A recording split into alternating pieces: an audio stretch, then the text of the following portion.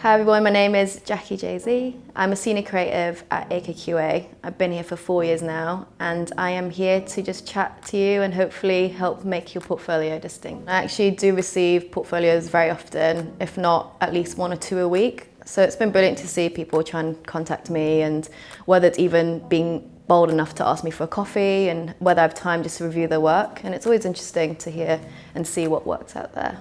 Sometimes it's good just to focus and hone in on like 3 favorite projects, whether it's in a PDF format or whether it's just a link to your website. I think it really has a great impact if it's actually a website link. I've actually designed my website through Squarespace. I think they're super simple and easy in terms of the templates that they offer.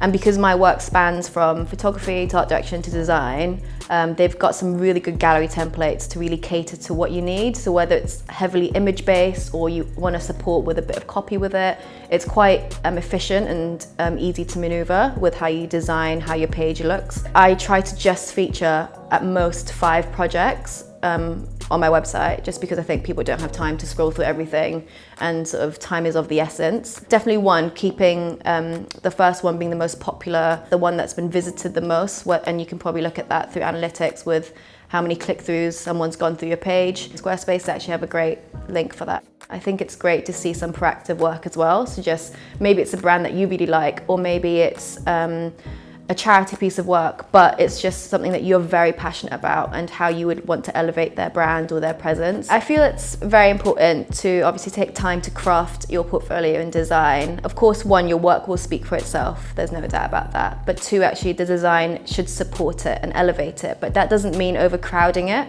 So the elements of a portfolio that really grab my attention are a few things.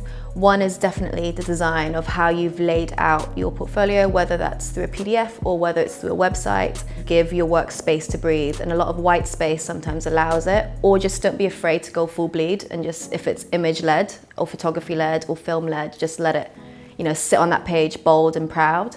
Another thing I'd say is definitely less is more with typography. Yes, you should explain what your project is about, and there is a certain part of romancing in your storytelling. So those 3 things that I find very important is laying out what the context is, what is the background of your project. The second is the conflict. So what is the challenge here that you're trying to tackle? What is the problem? And thirdly, the opportunity. So what is your idea going to bring to the table?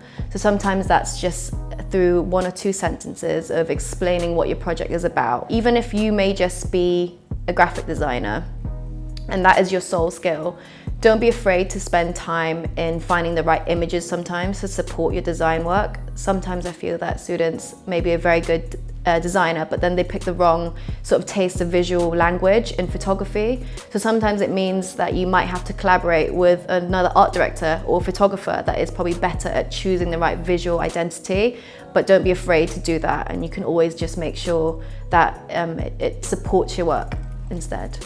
So my 5 top tips, I'd say, and like to pass on to you in terms of making your portfolio stand out, is 1, making sure that you take time to be proactive and reach out to the right person. So do your research and make your hello personal. Second is taking time to craft and design what your portfolio consists of. So just pick 3 to 5 of your favorite projects that you're proud to present. The third point is making sure that you romance the storytelling of your projects. So just remembering the 3 things of context, conflict, and opportunity for each project.